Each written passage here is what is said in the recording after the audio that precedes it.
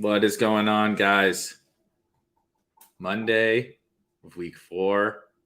Hopefully everyone's Sunday went far better than mine did in the DFS streets. But it's one thing, a glass half full, right? Made bad DFS teams. Lost my money in DFS. But it was a fun day for the best ball teams. I tweeted about it yesterday that selfishly for hero RB, zero RB, a little bit lighter on the early running back teams. It was a really good day. It's a really good day if you're on the Sam Darnold train.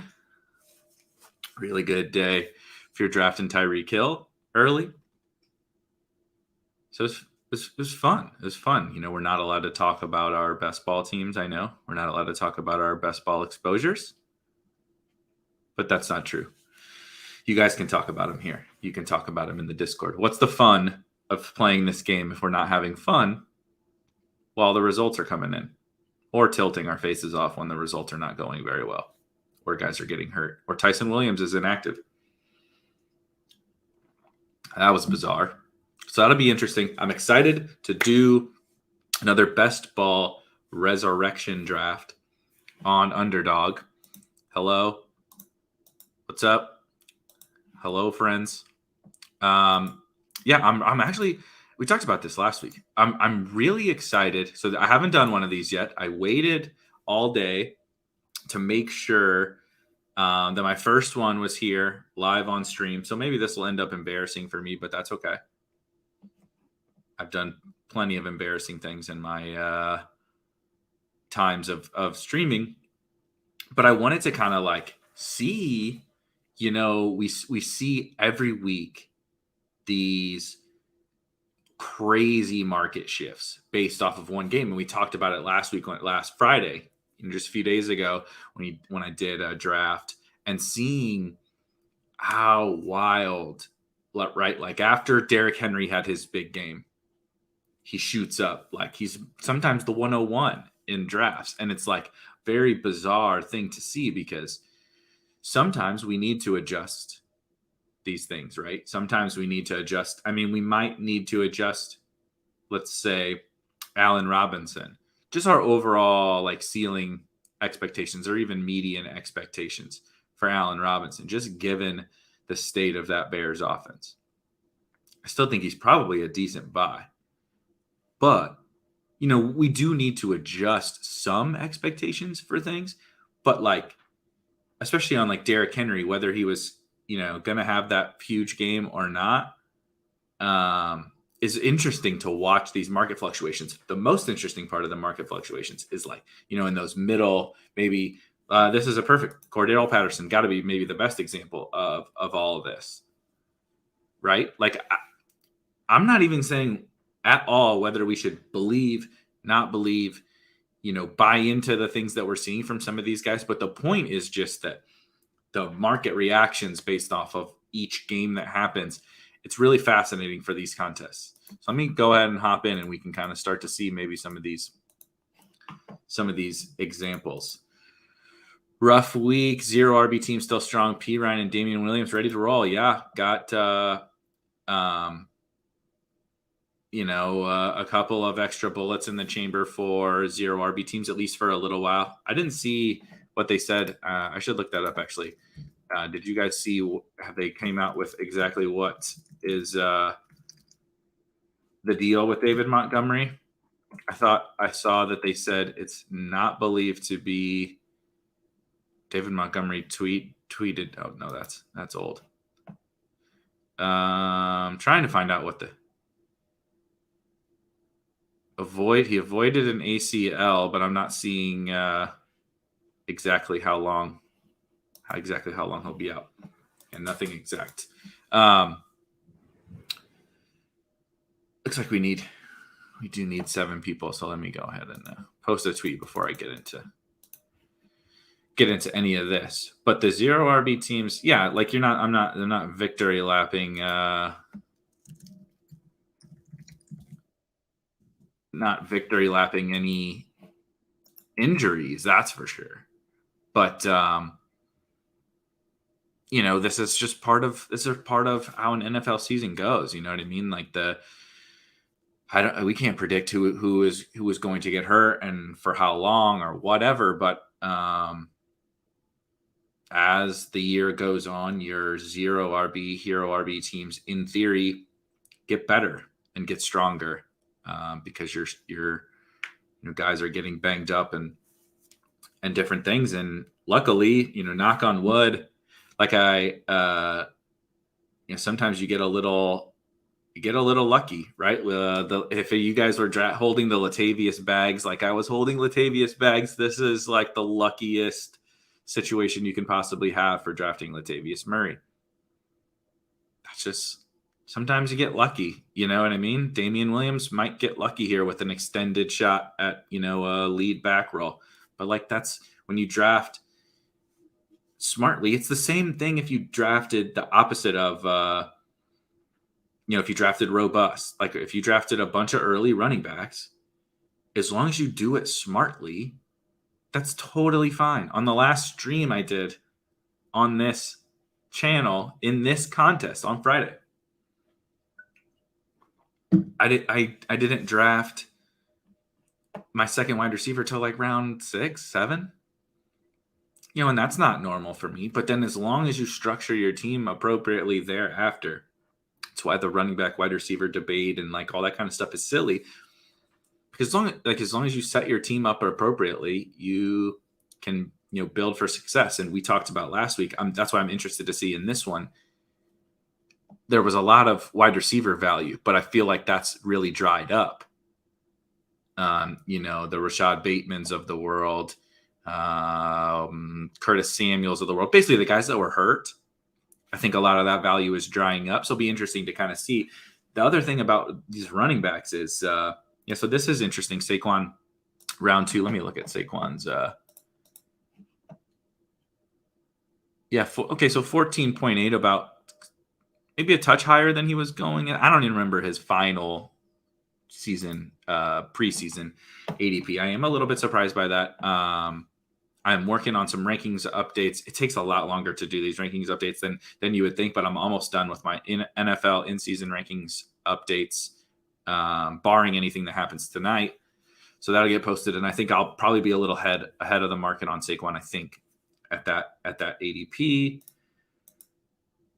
What do you think about the Kamara situation, and how many wide receivers do you take over him now? I should have had my rankings up, and I could tell you. So let me stall and try to pull that up as our draft is getting going here. 106. Let me see. NFL. I have Kamara. Right now, I still just have the big 3 wide receivers ahead of Kamara. Just because when you're getting a running back like Kamara with that much work, I know that they're not throwing. I know that it's gross, and I know I have some concerns about the true ceiling of Kamara given the state of this offense right now. But I mean, we're still talking about a guy that can get 30 touches in a game with a good offensive line. So I'm there's not a lot of guys like him, and we'll probably see in this draft. And I mean, you've already seen guys going down, right? There's not that many running backs that are even like draftable. It's tough. It's really tough right now with running backs, with all the injuries and stuff we've already seen with the committees and everything that we've seen. It's brutal. I mean, how many more guys got to get hurt before CPAT's the 101? Riddle me that, Jack. We're closing in on that, right? David Montgomery goes down. Josh Jacobs, I guess, might be back tonight. But would you be surprised if Peyton Barber still gets carries even with Josh Jacobs back? I mean, the Ravens are like, I guess Latavius is a fine pick, but like, are you really that excited to draft Latavius with them giving Le'Veon and Devonta Freeman touches? And then I guess maybe you would think Tyson's coming back. Like, running back is really bad right now. It's tough, man. It's tough. This is not. I don't want one of you guys back to back with me, because that just means a lot of the guys that I want, I'm never going to get. I like this take. AJ Brown and LaVisca, amazing values. Hyper fragile running. Yeah, I think that makes sense. I do find it interesting that Tyreek, so Tyreek's at 9. Tyreek's ADP has fallen compared to where it was in the preseason, but he has had like 250 burgers. Isn't that kind of interesting? So now I have to decide between Kamara and Tyreek, and that is like kind of making me sick to my stomach almost. I think I'm going to take Kamara because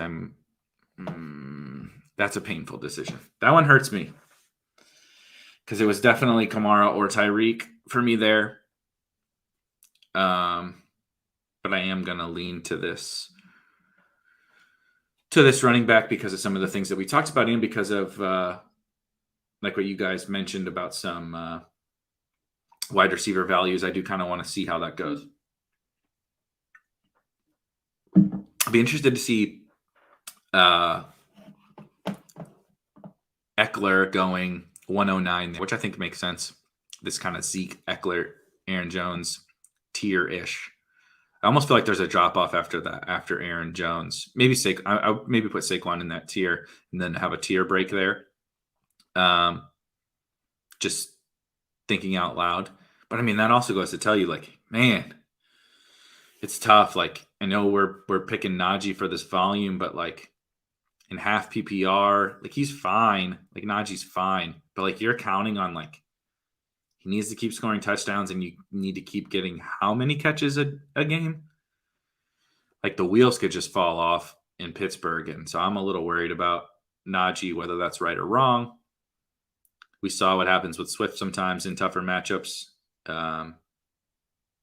And team, they kind of tried to take him away a little bit. I played Swift in DFS, and that was a little frustrating watching them really kind of key in on Swift and let Khalif Raymond and Amon-Ra St. Brown and Cephas and these guys carve them up. Yeah, I think it's close between Kamara and Tyreek. I don't know what my answer is. You're watching me do it off the cuff, and I think I actually have Tyreek above Kamara in my rankings. But there's also something to be said, like going straight off of rankings and not thinking about like structural type things. I don't know. I think that's I think beyond. So I still have CMC as my 101, and then I have Kelsey as my 102.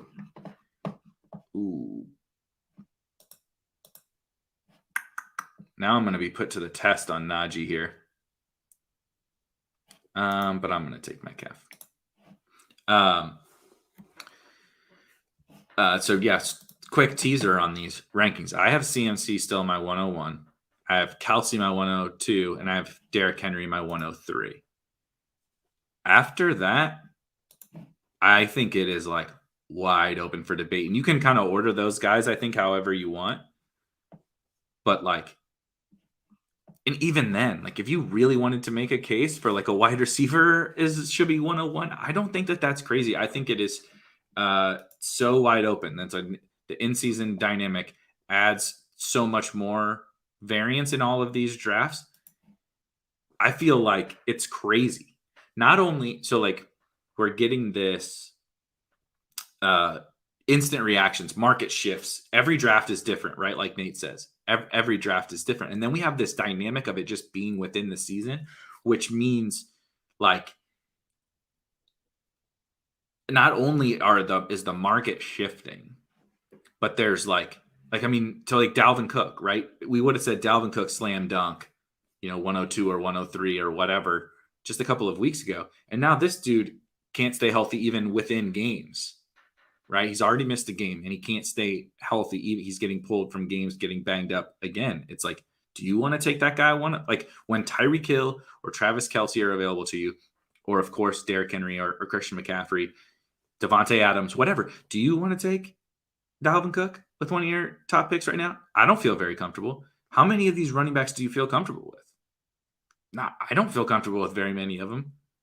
And so like it creates this interesting dynamic. I mean, even we're talking about Saquon, and I think I like Saquon as well, but like, let's not kid ourselves. That's still a bad offense and a bad offensive line. Maybe the offense still, Daniel Jones is playing. I bumped up Daniel Jones a bunch in the rankings. I think we're seeing some good things out of him, and that's promising. But like, this is still a bad offensive line, like real bad. And so that hasn't changed. So Saquon's going to have to do it through sheer volume and being Saquon Barkley and scoring touchdowns. There's going to be he has a really low floor week to week, even with that volume. Because he's not going to get 10 catches like Najee's getting. He has a nice pass catching role, but you know what I mean? Like these concerns aren't there for like these wide receivers or even like these tight ends.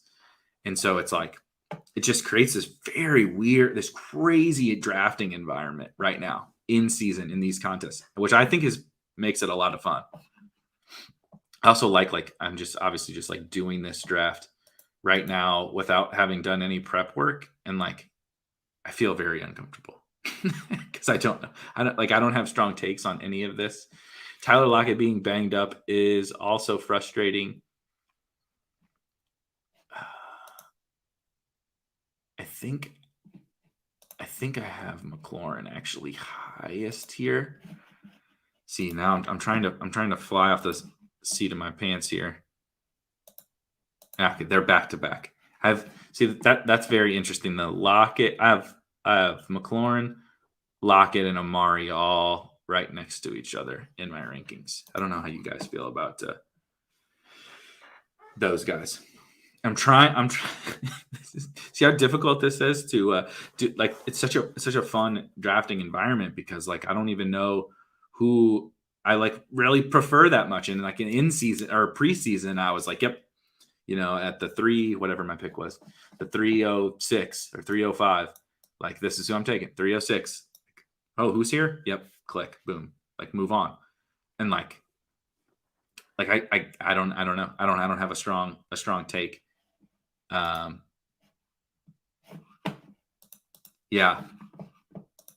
He was way gone, right? Yeah, he was way gone. Let's see. He went 212.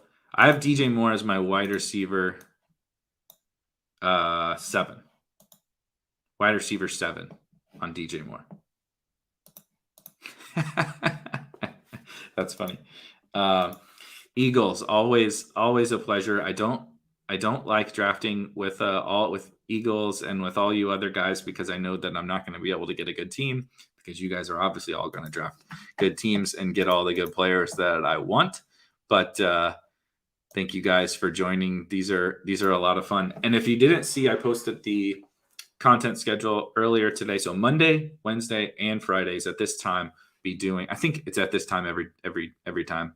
Anyway, check the schedule. Clearly, I'm on top of it. I'll be doing these drafts up until they lock. So this week, Monday, Wednesday, Friday, and then Tuesday, Thursday, if you're in the NBA streets, we'll be doing NBA drafts Tuesdays and Thursdays, which preseason NBA tonight. I'm excited. Okay, we are at the 407. I am going to put Hawk on here. What's tight end looking like? Okay, Andrews is at a reasonable price. Trying to go back and forth here is painful. How are you guys handling this? I think Evans is my...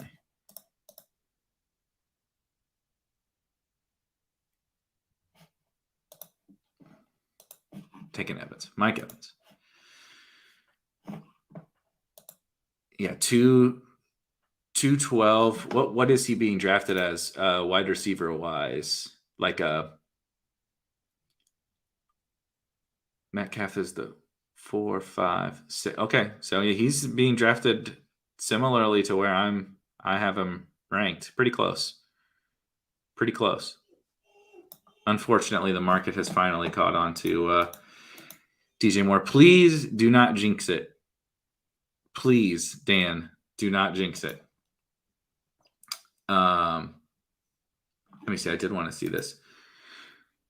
Earlier today, Saquon went 105, Cook 109. Interesting. Chubb 302, Mixon 309. See, I can't even take Mixon 309 right now. Maybe I'm not trying to like overreact to the ankle thing, but Like he might even be totally fine by this week 6 tournament start. But man, if it's not concerning, I don't. Right? Like I just don't want my running backs when I need like full volume to start having these scary things happening to them. You know what I mean? Like the easiest way for Mixon to not pay off is to not get the volume. The easiest way for him not to get the volume is to be banged up. He's already banged up. And it's like, it's week to week. Like, what does that mean? It's just tough. And that's just this, this running back stuff. Like the difficulty in draft and putting heavy draft capital into these running backs. Like the payoff is also can also still be there. Right. But like the risk of ruin is so high that it's definitely difficult. Damn, Hendo. I really did want Darrell Henderson. I thought I was very encouraged by what we saw from Henderson.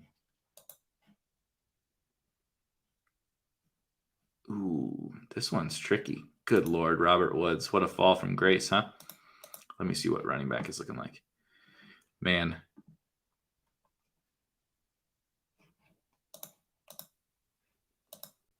I'm going to take Javonte. I mean, it could be. So, like, it could be. It's not that steep of a fall. I guess it was 309 for Mixon. So that's a pretty good fall around. He was like at the 2-3 turn, right? So almost around. Let's call it a round drop. Like, yes and no. Like, I think at the end of the day, there's not as much of a difference as we make it out to be between early round picks. Like, if you go, so we talked about this during the offseason. Some people will be like, how can you take Tyreek Hill 4th overall? It's like, what's the difference between 9th overall and 4th overall? Your second round pick is different. And like, so you're drafting Justin Jefferson with him instead of Calvin Ridley. Who gives a shit? Like, that doesn't matter. You know what I mean? And so like 309. Oh, dogs are already excited. You ruined it, Dan. You jinxed it, Dan. What's the difference between the 301 and the 309? Like, really, what's the difference? Like, not that much. Now, if we're talking about like the 5th round or something, like if he gets put into like a completely different tier, I think that's when it starts to become interesting. So like Allen Robinson, right? Like the guy is going in like I don't even know where he's going. Let's look that up. Allen Robinson, 54. That's a pretty steep drop, but like I would love it even like crazier than that, right? Like a huge drop. So I personally, I'll admit to showing a little bit of my bias. Like when it's with running backs, it's tough. It's tough with the running backs, I do also think that this makes sense. Something I noticed, Eagles, maybe you can you've probably done more of these, but in the ones that I've done, including on another site, the punt quarterbacks that we liked that had upside and that are performing to that upside, Sam Darnold, Daniel Jones, whoever, right? Derek Carr, those guys that are playing well, that were our fallback options, cheap late quarterbacks. Like they don't exist, right? They're way priced up now. And so, but the elite quarterbacks are generally in the same area in terms of their price, right? And so I really think that is true. Now I'm saying this and I didn't get one. I didn't get an elite quarterback, but the point still remains. I actually still really like Cortland Sutton, by the way. He had a bad game against, now the Teddy concussion is unfortunate, but he had a bad game against the Ravens, which is like, that shouldn't be surprising. But like Hamler's still out and Judy is still out. I still feel really high on Cortland Sutton. Yeah, see, Michael Thomas goes 68th overall now. I think the first draft of this contest that I did, in the 120s, maybe I took him. something like that, somewhere around that range. Let's see, Mixon major upside in the hyper fragile teams with round 4. Mixon could be. Yep, I think that makes sense. I would like it I think that's a good structure to do it too. Mixon as like your anchor running back is. And at the end of the day, as long as you, again, structure your team well, the risk reward of a player like Mixon is fine. They can't run the ball for shit, though. We're still anchored to that. We're still anchored to that week 1 big game that he had against Minnesota, but they haven't run the ball at all since then. And I think that is like a legitimately real concern too, because he doesn't get so like that's the problem with Najee, right? Is like they're just never going to be efficient running the ball, Pittsburgh.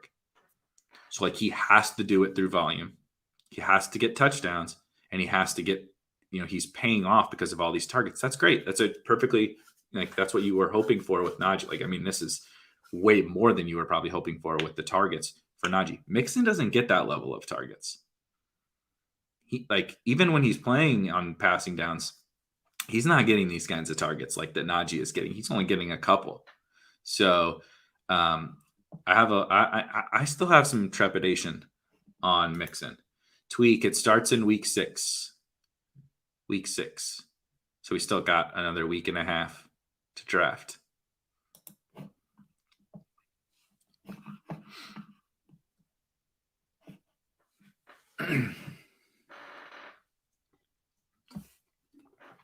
Oh, man. Jacoby Myers. All right, so here's another guy I'm actually super high on. Damian Harris. I think if they had played anybody else besides the Bucs this week, and we saw the role that he played, I know Bolden got some of the passing down work, but Harris also got some work in the passing game without James White. J.J. Taylor clearly did not earn much there. And obviously no one runs on the Bucs. It's kind of like we saw, look what Zeke has done ever since they played the Bucs, and look at what Zeke did against the Bucs. I'm not saying Damian Harris is Zeke. I'm not saying he's going to be that kind of smash or whatever, but like we have to ignore the running backs when they play the Bucs. Like the results are going to be bad. The volume is going to be bad. See, dogs are. I can never tell if the Barks are excited for the player that we're talking about, or mocking the player. But I actually am a little more bullish now for Damian Harris than like I was before, which maybe sounds weird off of a game where did he end with negative? Did he end with negative rushing yards? But I think there's some upside to that role, especially with like J.J. Taylor may have just run himself out of favor. I mean, clearly they don't trust Ramondre. He was inactive. So maybe Ramondre can earn a role, and he's also probably worth a dart. But I think Damian Harris has a chance at like kind of a league winning season. And now I can just draft 4 running backs, which is quite nice. Ooh, Judy in the 8th. I don't know if I can do Judy in the 8th with a high ankle sprain. That's steep. Look at Eagles passing out the gems in the chat, giving away all the goods. I like that list. And there goes Visca.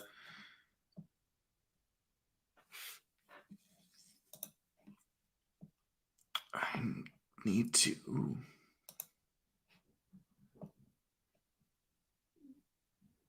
trying to check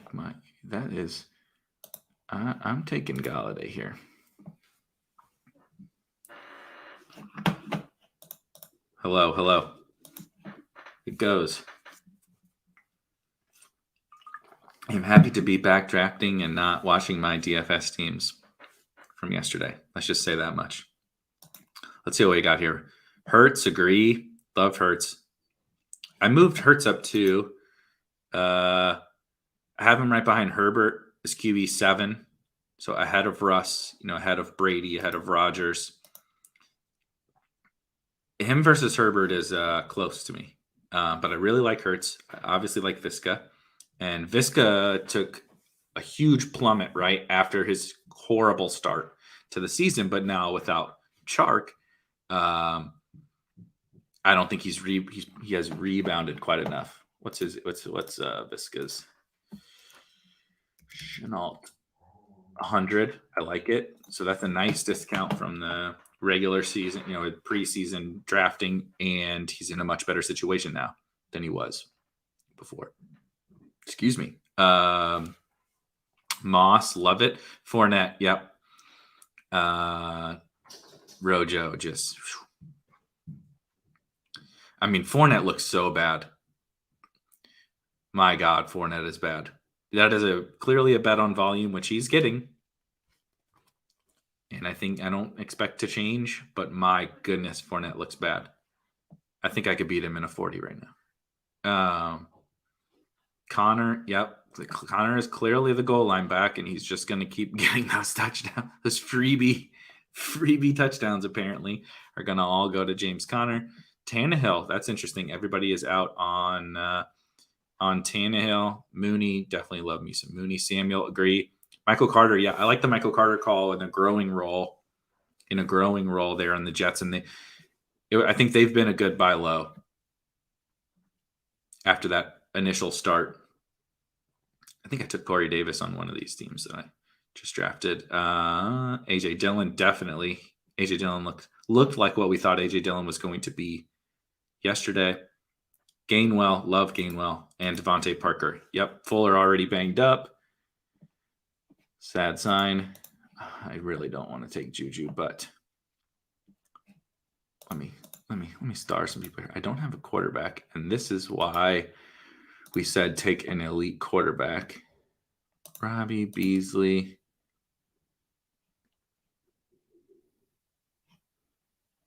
Oh no. I guess I'm taking Juju. RIP, these awful, awful, awful Steelers. Just never feels good. Just never feels good.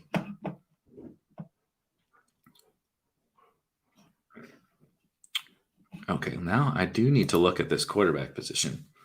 Carr, Cousins, Tannehill, Darnold, Lance. I like Lance. Also, Jones, Lawrence. I still like Lawrence. So I'm not as out on some of these late round guys as I was before. We are going to ignore running back.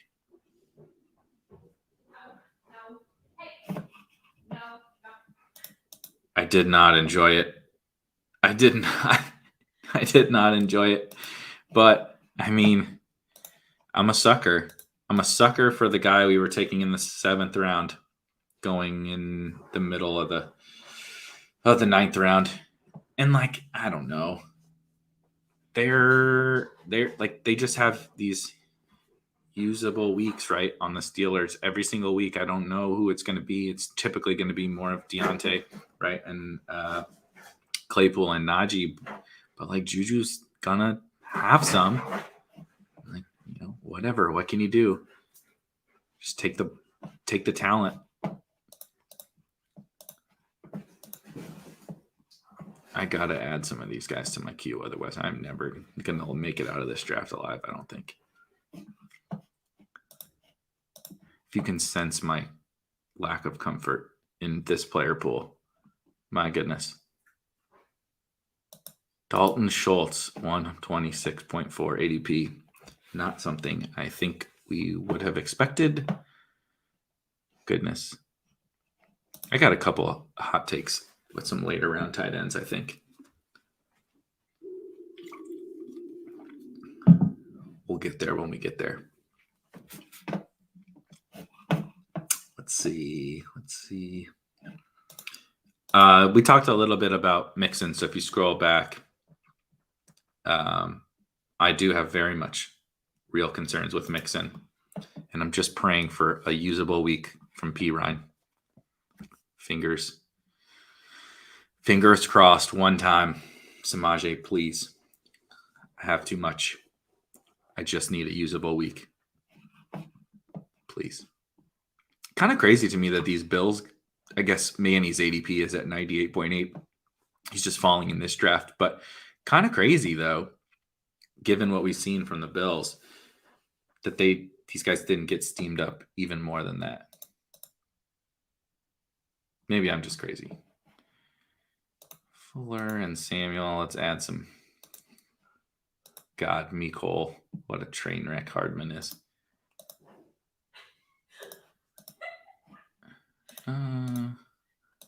We are clicking buttons now, baby. Cole Beasley.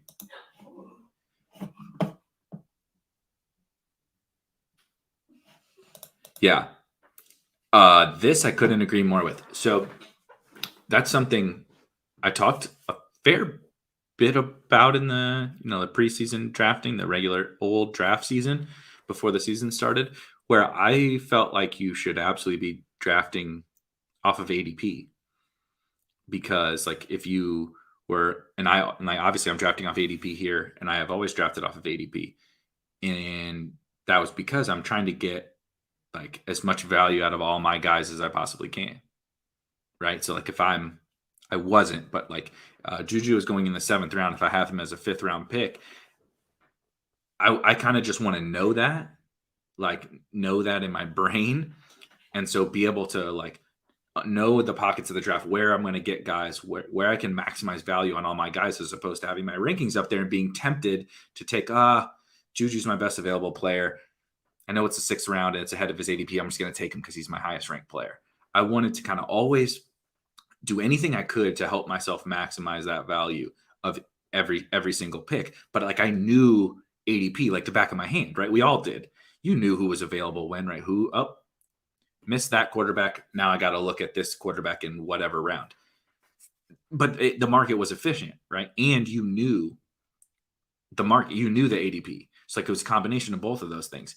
Now, not only do I have no freaking idea who's available when, I don't even know my particular rankings, like in-season rankings, all that well. Like I have gut takes, but like I'm trying, sitting here as I'm streaming, trying to like look back and forth between the draft and my personal rankings to see, and it's not even like my rankings are like completely confirmed. Like I could be swayed on coin flips of guys, as opposed to the offseason. I was like, yeah, I have strong takes on who I like here and there.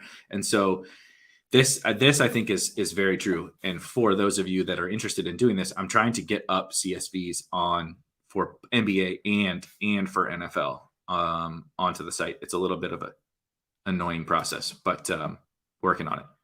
But I could not possibly agree more with that. And it's funny because just a month ago or whatever, I was like the total opposite. It's very interesting right now.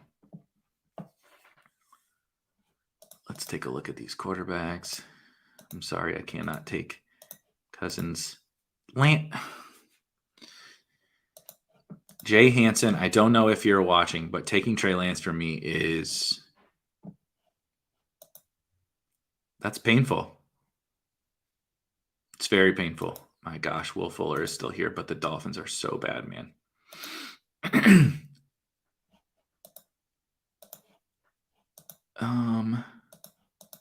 I still got to take Will Fuller. I mean, it's Will Fuller. I know he's out, but hopefully that broken finger will be fine for week 6. Hopefully, fingers crossed.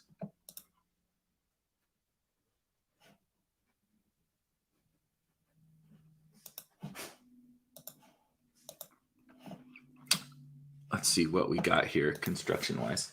My dog just walked up right next to me, like literally right here. Very awkward.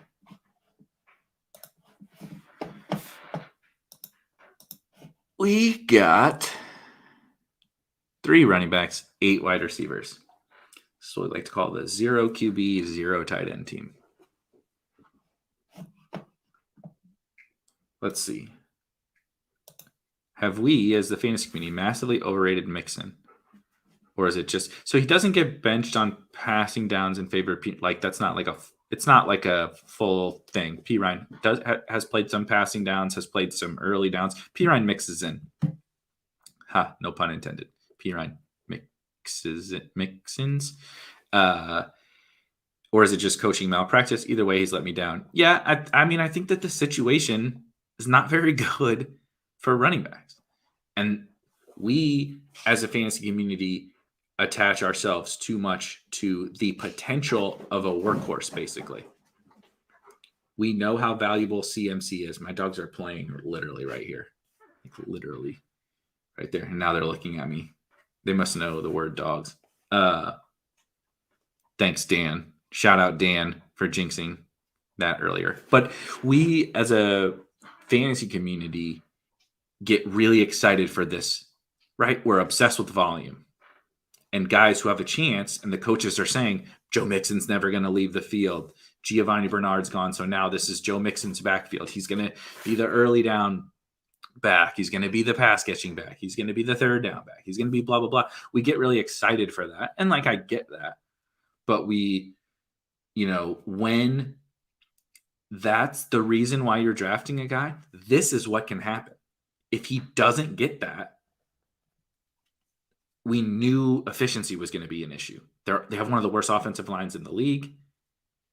We thought that they were going to be pass heavy. They've even actually played more to what should in theory be a good thing for Mixon. They've been feeding him, even though he's not playing every snap because P. Ryan is mixing in and Chris Evans is getting a few snaps here and there. But I think we as a fantasy community overrate what we perceive to be like workhorse role type thing. I think that's the biggest part of it for me. You guys are killing me. Okay. I'm buying the Broncos low here, apparently. Broncos onslaught. Sutton, Patrick, and Javante. That was not planned. Hopefully Teddy's okay, because that would be very bad for Drew Lock. Yeah, and so like to be clear on the Mixon thing, that doesn't make him a bad pick. I have some Mixon. I think there are people that were high on Mixon. It makes total sense. But like we pretend like it's like, oh, Mixon is a lock to get all this volume because the coach said it. Gio's gone, right? But it just doesn't always work out that way. Gibson, the same thing on the flip side. We knew he wasn't going to get all the volume. We were hoping. And we weren't hoping he was going to get, like, I think if you thought he was going to be CMC, so like I was high on Gibson, right? I think if you thought he was going to be CMC and McKissick was just like not going to play, like you were way off. The expectation was never that McKissick was not going to play. The expectation or the hope was that Gibson would just continue to there's no more Peyton Barber. So Gibson gets all the early down stuff and all the goal line stuff. Awesome. And then he grows the passing down role. Like he got 0 of it last year. 0. So you just need some of it this year. And then hopefully, because he's a really good football player, you continue, as you perform well, you continue to just grow it a little bit more. And we started to kind of see a little bit his grow, is that the new growth in role? Grow. His new role grew early in this season. He got a little bit more of some passing stuff, and he also just gets the ball. He gets targeted. He gets the ball so much at such a high rate. It was like, just get him on the field more. And like the ceiling could be massive. The problem is when you're hoping for J.D. McKissick to go away, and J.D. McKissick is good at his role. Like that's really hard for J.D. McKissick to fade when J.D. McKissick is also good at that role. You need the team to like start to be creative or something with Gibson, and they're just not doing it. And so like again, the ceiling scenario existed for Mixon through this awesome role, and the ceiling scenario existed for Gibson to continue to grow. But this is the problem with early running backs. We try to wish cast this type of upside on these early running backs. And like, it takes a lot of projection and a lot of growth. And we know that that's value. We know that the early running back hitting that ceiling is valuable, but like the majority of the time, they really it just doesn't happen. The CMC is a unicorn because of CMC. Like it doesn't mean that another CMC is going to emerge. And so that's kind of a big thesis behind like the running back thing, right? Daniel Jones. I never thought I would be excited to get Daniel Jones in a draft, but here we are. I was really hoping to get Daniel Jones there. Got my Kenny G, Daniel Jones stack locked and loaded here. Good Lord. You can tell. Times are getting tough. Times are getting tough. With Gibson, at least it was somewhat easier to diagnose. Always expected McKissick, but evidently I underrated P. Ryan. Yeah, I think that's reasonable. I don't think it's underrating P. I mean, P. Ryan's not very good, but it's just teams don't give like workhorse. Like, dude, Najee is the unicorn playing every snap. It doesn't exist anymore. Christian McCaffrey was ceding snaps to Chuba before Christian McCaffrey got hurt. Dalvin always gives away some snaps, a couple series. I think it's like the third series of each half. They talk about it, that Dalvin rests for Madison. And now Dalvin can't stay healthy. Pollard plays with Zeke. Like, it's just like the old days of Le'Veon Bell and David Johnson, LaDainian Tomlinson, Zeke that never left the field, right? Saquon, I guess, is close. Saquon played like 89% of the snaps this week or something like that. Like that doesn't like those guys don't really exist anymore. And so the hard part is we are trying to find them because they're more valuable, but the probability of them hitting that is also now in turn lower. So it's this weird, back and forth game where we want to find a guy with Najee's role, but like, there's also a lot of downside in his situation. And there's also a lot of downside in what happens if he doesn't have 100% of the snaps. Because we already know the situation sucks. Now what happens if you don't get all the work we were hoping for? You get Joe Mixon. Right? You need the perfect game like in week 1 to smash. And ever since then, he hasn't had that perfect game, and he's not getting the volume that we expected. And so he's dust as a second-round pick and an early-round pick. He's dust. Yeah. Funny thing is McKissick has stolen green zone touches multiple times now. It is. And it happened this week multiple times. So what's happened? McKissick got a rushing touchdown 2 weeks ago, and McKissick got multiple green zone touches this week because they get down there and they're either in the 2-minute, which is when McKissick is out there, or they're going with tempo. They're going no huddle, and McKissick would happen to already be out there. And so that's what happened this week. I think Gibson was nearly an absolute smash this week. Like, he was super close to an absolute smash this week. But like, it's just kind of how, look at this. Look how this is working out, guys. Got my 2 quarterbacks somehow at an appropriate cost. See, just stream your drafts and it all falls to you. They say to draft with the idiot streamers. But what they really mean is if you stream your drafts, you're going to be able to get your awesome Daniel Jones and Teddy Bridgewater teams. That's really going to win this tournament. That's what I set out an hour ago. I was like, can't wait to draft Daniel Jones and Teddy Bridgewater in the 13th and 14th round. Sick team. Frustrating thing is how good Mixon was as a receiving back. Yeah. Yeah. It's true. Assumption of rational coaching. Gibson's the perfect example of assumption of rational coaching. Guy is a college wide receiver. Team has turned him into LeGarrette Blount. Riddle me that one, Batman. They drafted a freaking wide receiver to turn him into a first and second down battering ram. We pretend to try to make good, high probability bets and place our chips on the right things. And I think that the Gibson thing made sense, but it doesn't matter if it makes sense if the coaches don't deploy it how we need them to. Like, what are you going to do? We pretend, like I said, we spend all offseason and be like, this makes too much sense. I think I said that like early on in this offseason. I think it might have been with Leone or something like that. We were doing a pod, and it's like, I mean, this just makes too much. It's not going to come true because it makes too much sense. And Ron Rivera doesn't care about our fantasy teams.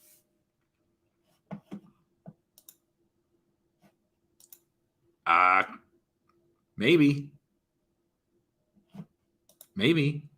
Prove to me Gainwell's not better than Miles Sanders. I do think they talked about Gainwell. Sirianni called Gainwell their Nyheim Hines, which in turn makes Miles Sanders a shittier version of Jonathan Taylor.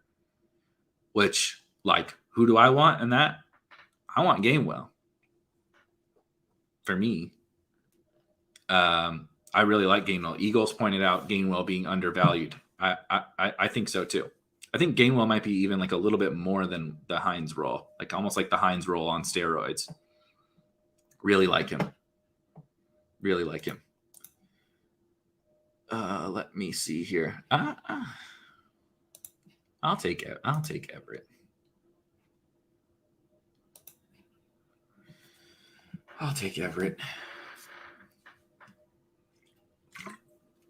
I have Metcalf, so like get a little Seattle correlation.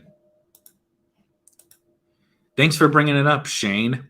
I didn't play Antonio Gibson in DFS or anything, and don't have Antonio Gibson on a ton of my best ball rosters. Thanks for bringing it up. Yeah, they did on the I think they did on the 2-point. Actually, I don't know if that's true. They handed it off to him multiple times at the goal line. I don't know about. I have to look up the play-by-play. I don't know. I was just tilting my face off because they had like 5 plays inside the 5, and Gibson was never even on the field, and they handed it to McKissick like 3 times, and he of course got nowhere and got stuffed. It's like they had to come from behind to win that game and throw that touchdown to McKissick, and it was like, hey, geniuses. Maybe if you would have just handed it to Gibson earlier at the 1 instead of McKissick, and then they kicked a field goal. Anyway, we don't need to recap the Washington game. I wasn't tilting it at all. See ya. This is what we do. It's a long con, just to trigger everybody. Join my draft, and I'm going to get a sick sense of enjoyment out of sniping your picks.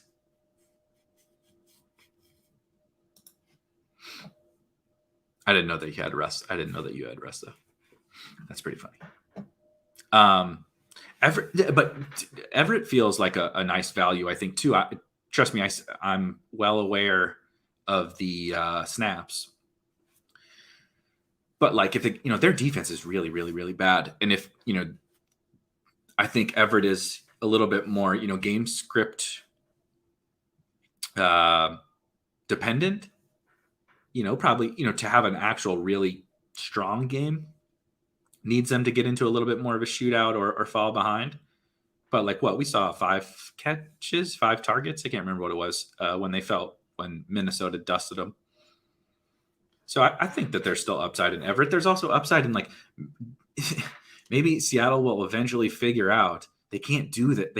What they're doing right now is not going to work long term. They're not going to make the playoffs. Like, not in this division. The Rams and Arizona are too good to try to pound Chris Carson and Alex Collins a million times and not let Russ cook. So, snaps on Everett were trending up week 2 and 3. He was running about 70% around. Yeah, see? Boom. Tight end has been the most interesting position this year. Hard to value the position before the season. And now all the guys we were drafting after round 12. Yeah, it's really true. I posted last night the top 5 scorers in week 4 of tight ends. And it was Uzoma, Dawson Knox, Mo Alley Cox. Shout out Mo Alley Cox. God bless him. God bless Mo Alley Cox. Dalton Schultz and Max Williams. And like, some of those guys are here to stay. And so the Cole Kmets of the world. Doesn't look like that one's going to hit. But then these guys that we're looking at now, and these, like Eagles is saying, were guys that we weren't even interested in. Damn it, Dan Arnold. I just set myself up beautifully to take Dan Arnold and talk about my new favorite late round tight end. Now I don't know. I don't even know. I'm just going to put Jonnu in the queue, and I don't know. You did it. You took Dan Arnold from me. Never thought I would be so pissed off about losing out on Dan Arnold, but here we are.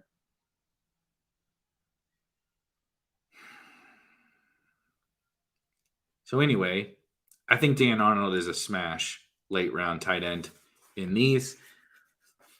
They traded for him.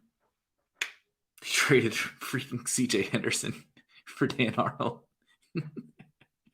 But he produces when he's out there. I think he's a pretty decent receiving tight end. They were already, he was on the team for 2 days or whatever, and they were already making sure to get him out there and target him last Thursday. Now he's got extra time, and he's got plenty of time before this contest starts, to learn the playbook and everything. And DJ Chark is out. And obviously James O'Shaughnessy is out for them too. So there's a lot of opportunity for Dan Arnold on a team that's going to be throwing a lot, right? Their defense is horrible. They suck in general. I think Dan Arnold is like a legit smash. Legit smash. Yeah. You should be sorry. Yeah. Chris Carson in a timeshare this past week with Alex Collins. Just draft Darrington with the last pick.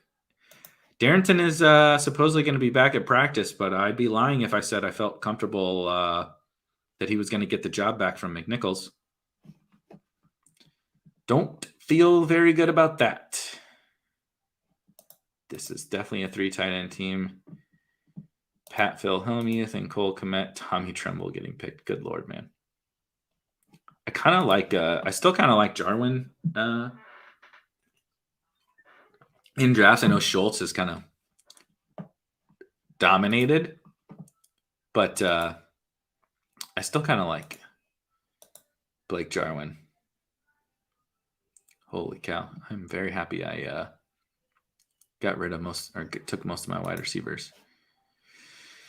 I am, however, going to take Pat Phil Hellmuth. It's Pat Fryermuth. That's it. For those that don't watch Ship Chasing, they called him Pat Phil Hellmuth, which I think is a great nickname. I'm just trying to bet on talent with him. Apparently, I have a sick obsession with still drafting Steelers, as I have Juju and Fryermuth. But I'm pretty cool with this team. Not Daniel Jones and Teddy Bridgewater, not the quarterbacks I thought I was going to be getting. Definitely a good sign about what Eagles said earlier about the elite quarterbacks. I do think that as we talked through, I think that there's a pretty good reason to be on the elite quarterbacks because of how far pushed up the late round quarterbacks that we're interested in are. I do think I think Trey Lance is a value right now, and I think Trevor Lawrence is probably a value right now. But it's not this. It's there's no Darnold to fall back on. There's no Derek Carr to fall back on. Daniel Jones himself, who was a fallback option, has gotten pushed up. Zach Wilson is probably a fallback option, but maybe not one that we want. Tua is down there now, obviously, but again, I question how useful Tua is, and this is as someone who was drafting Tua quite a bit. So I guess my question is 2393. Definitely got to be a running back here. So we got to get these. And okay, RIP. It didn't last long for JJ Taylor, huh? I bet his ADP plummets, huh? That was. I wonder if the Colts move Marlon Mack. If they've been showcasing him for a trade. He wants a trade. And you have the Ravens. Obviously running back needy and trying to win a Super Bowl. I just can't fathom that they're going to ride the year out with Latavius Murray, Le'Veon Bell, and Devonta Freeman and Tyson Williams on the bench. So I kind of think there's a bold take, I guess. There's one. Ravens trade for Marlon Mack. I have no idea if that's even like reasonable. Wentz is a not the worst fallback quarterback option, I think there. Yeah, probably kick the tires on Marshawn Lynch. Then who else? I know how dusted is Gurley's knee, by the way. If they're bringing in Le'Veon and Devonta Freeman, and they won't bring in Gurley, and they will probably call Marshawn before. And there goes Marlon Mack. Cool. Fun times, guys. Oh yeah, we're definitely gonna hit up P Ryan season here. Yeah, easy game. There we go. Yeah, Dobbins, Gus. Shoot. Justice Hill. Can you imagine what we could have done with those guys on this team? Man. Anyway, as this winds down here, this is a lot of fun. As I mentioned earlier, going to be doing these Monday, Wednesdays, and Fridays. If you want to check out the full content schedule, the full YouTube content schedule, I posted that on the Spike Week Twitter account. And it's lots of drafting this week and a couple of additional shows as well. We'll continue that on into next week. So if you're looking to hit up some of these resurrection drafts, I will be drafting them several times a week, and I'll also be drafting NBA, the small ball on Underdog, $5 small ball for getting into these NBA streets. Preseason starts tonight. So we're already going to start to get, if you remember what preseason did to the ADPs of guys in NFL, I imagine we're going to get a lot of the same thing going on in NBA. So it's a great time to be alive in these best ball streets. It's a great time. Really trying to, come on, let's finish this up here. Carcosa, man, Cole Kmet, barely getting drafted now. RIP. But thank you for joining me as always. And I will see you guys hopefully tomorrow, maybe for an NBA draft, and also got a results recap show coming tomorrow. We're going to dive into the drafters, our drafters free roll, and just kind of where we stand, everything NFL that we can hopefully use in our resurrection drafts. But until then, tomorrow, for me and for my dogs and for Joe Mixon and for Samaje Perine, I will see you guys tomorrow.